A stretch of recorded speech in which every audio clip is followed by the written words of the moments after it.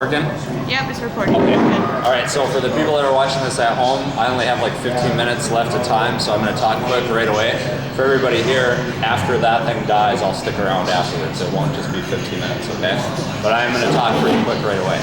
So like always, these big unit tests, the first 50 questions are matching in groups of 10, and then the last 50 questions are multiple choice with 5 options all the time. So the next unit test you take will be the same way. Final will be a little different. Final will probably be half and half. It'll be about 200 questions for the final, okay? Of course, the essays are due tomorrow, whichever one you chose to do. They were the 3 that were on the piece of paper, and then I remembered that I had told somebody that we were gonna do one on pornography. They really wanted to do that topic, so I wrote that on the board today. If you chose to do that, that's cool. If you don't have it, too bad, okay? So, for the first 50, the matching in groups of 10, the vast majority of those are bolded concepts or concepts from the review pages at the end of the chapters. So at the very end of the chapter, there's like a 4-page review thing that has little terms in like bubbles, and then off on the right-hand side, it has all the terms and definition. You guys know what that looks like? Not all of them, but most of the section for the first 50 are from there. Then, like the last test, the last 50 are mostly taking a concept and applying it. So I would say like Jose, or make up a name for somebody, or sometimes I use actual people from the class. This is a scenario. What concept does that relate to? All right? So I'm going to pick a couple concepts that were major concepts and just talk about those right away from that section. I'm not going to focus my time too much on the actual pure definitions, at least at this point. Is that all right? We'll talk about those later. Okay. Chapter 6 again is on sexuality, 7 is on deviance, 8 is on stratification, 9 is on global stratification, and then 10 is the one we're talking about now that's on gender stratification. I tried to get an even distribution from all of those chapters. It might be off a little bit, but it roughly should be about a fifth from each one. So about 20 questions for each one. So, when we were on chapter 6, one of the big concepts that they talked about was sexual orientation. There's a variety of different terms for that. We also talked a little bit about some of the key research with sexual orientation, like the earliest one, the Kinsey report. So in that, they identified a variety of different orientations. The main one, most people identify themselves as what? Heterosexual. Okay. Then in addition to that, we have people that would be considered homosexual. The large majority of people would consider themselves heterosexual. Then it'd be homosexual. There's not that many people that consider themselves the other types. What are the other types? Bisexual. Well, bisexual And asexual. and asexual. Okay.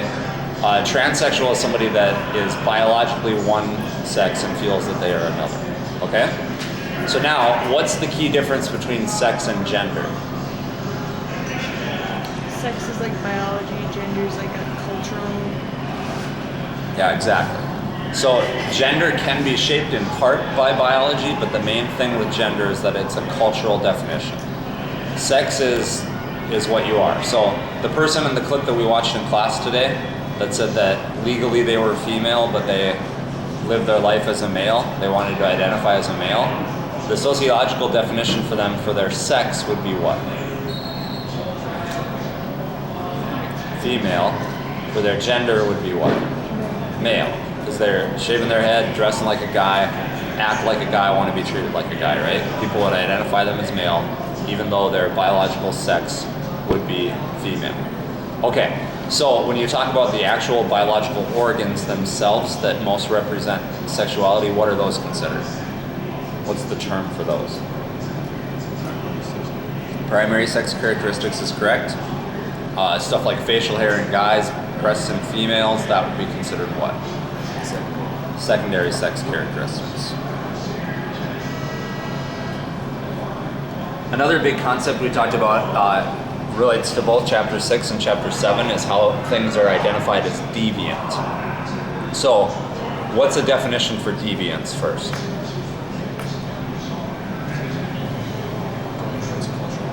Okay, it's something that violates a cultural norm. Good. So, is a crime deviant? Yeah. Yep. A lot of the times it is, sometimes it's not, right? within a subculture, certain criminal activity might not be considered deviant. If you actually don't engage in that criminal activity within a subculture, you could be considered deviant. So for example, if you're a college student and you live in a fraternity, you're a guy, and they get keggers and have a big party, and you're 19 years old and you're like, I don't want to drink, in that setting you'd be considered deviant, right? But if you did drink to society as a whole, you get caught, you get in trouble, you get MIP, whatever, then you'd be considered deviant to society as a whole, okay? So deviance oftentimes depends on the cultural context. All right, one of the concepts we talked about quite a bit with deviance was different ways that deviance gets identified, different theories related to that. There were three main theories that we four main theories we talked about in this. Labeling theory, Hershey's control theory, differential association, and strain theory. All of those have a little bit of a different analysis of deviance. So, labeling theory, if you think about the name, what matters in terms of identifying something as deviant? Yeah, how people define the act, whether the act is defined as deviant or not.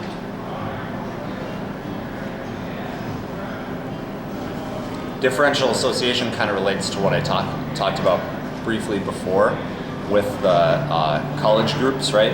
It depends on who you associate with and how those people define it.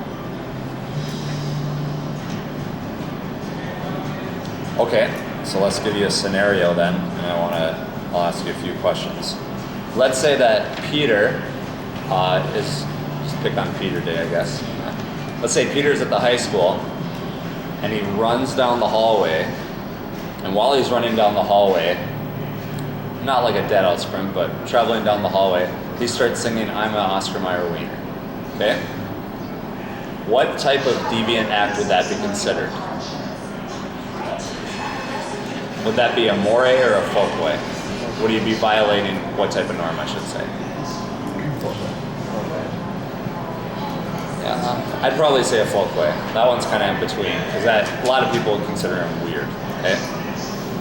What if he was naked while he was doing this? Then that's a moire. Okay, so you guys understand the difference between those?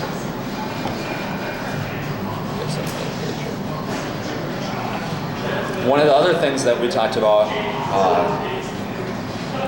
in class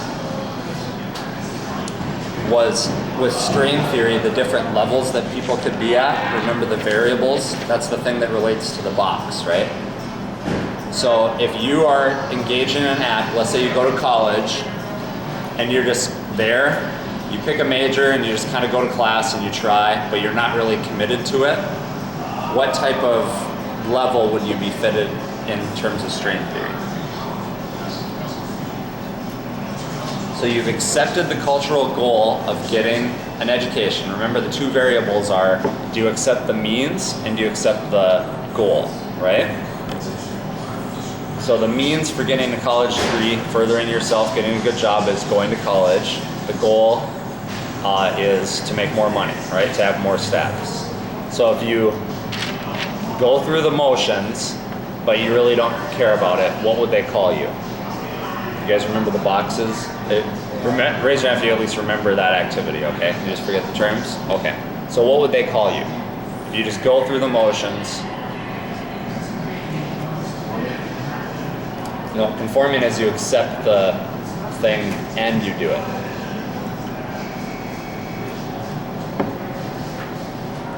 That'd be called ritualism, right? Okay. What if you reject the means, but you agree with the goal?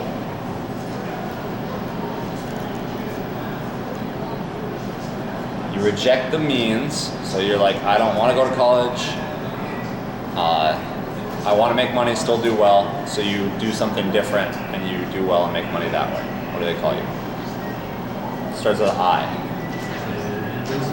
An innovator. Yeah.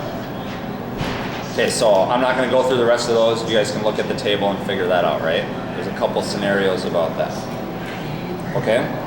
One of the other concepts we talked a lot about in class was manifest functions and latent functions of certain types of laws related to deviance and sexual activity. One of them we talked about specifically was pornography. People that are functionalists that argue that pornography and prostitution are functional for society. They say that it actually serves a function. What's the main argument that they make?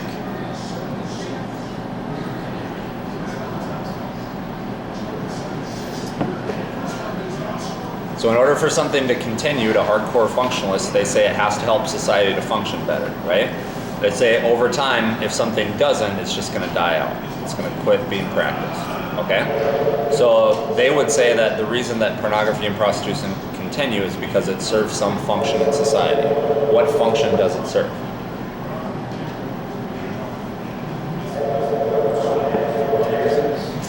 Okay, it makes money. How about related to sexuality specifically? It's kind of like an outlet for people. Okay, it's an outlet for people that aren't in committed relationships with people that don't have access to sexual activity. Good. Okay, let's say that Stuart feels like he's trapped in the wrong body, that he has the wrong sexuality. What would he be referred to as? Transsexual. Good.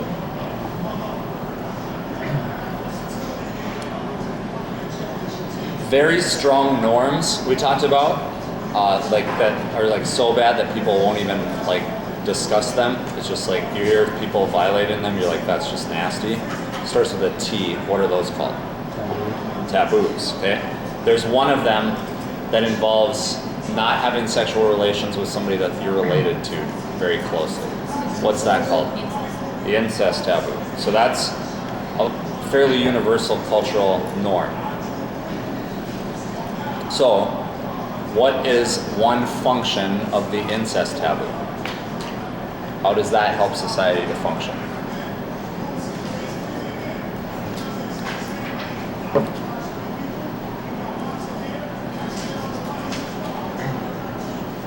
Well, what happens biologically if people like do that? Birth defects. Yeah. So one function is that it helps not have as many birth defects, okay? So be able to apply that and think about that, like functions of the incest taboo a little bit. What are some of the points that people that are critical of pornography point out? It promotes violence against women. Promotes violence against women, good. Demeans women. Objectifies them. Objectifies women. Okay, good. When it comes to the nature-nurture debate, which end would sociologists fall on more? Nurture very heavily, okay? Now when we look at like criminal activity and deviance, if you're more heavy on the nature side, what are you going to attribute deviant acts to? Genetic problems. Okay, good.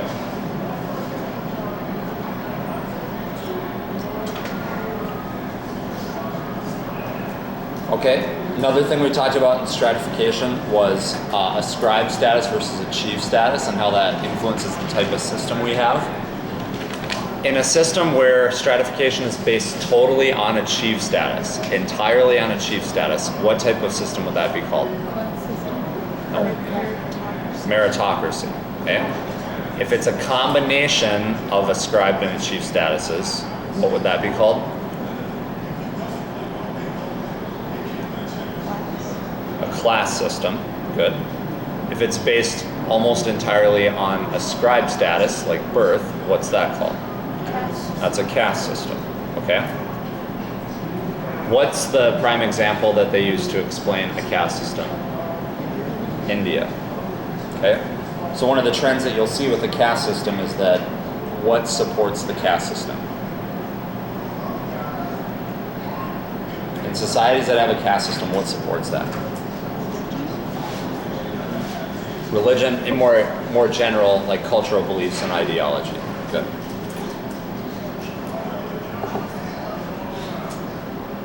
Okay, one of the other concepts we talked about in class was social mobility and status consistency. Social mobility and status consistency.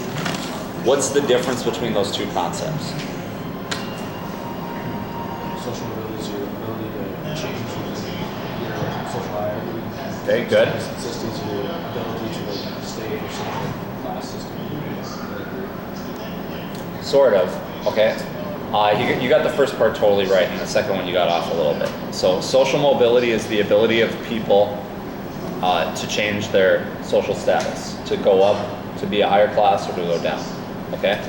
So in a caste system, do they have high social mobility or low social mobility? Low. In a meritocracy, it'd be fairly high, okay? Now, when it comes to status consistency, what that means is when you hold statuses, in our country, for example, the main thing that considers your status or shapes that, how much time do we have left? It says 0 minutes. That doesn't make sense. Okay. Well, anyways, in the United States, it's based on a little bit of a lot of things for your social position. So education, prestige in your job, how much power you have, how much money you make. So if you have high status consistency, you make a lot of money, you have a lot of power, and people respect you, all that stuff. If you have low status consistency, you don't have a lot of power, but maybe you make a lot of money and you're kind of respected. So for example, right now, Barack Obama, in terms of his salary, what he actually gets paid for his job, there's a ton of people in this country that make a lot more than he does, right? What is the salary for the president now, like 200 grand a year? 400 grand? Okay. So there's probably 100 people in Fargo. There's more than 100 people in Fargo that make more.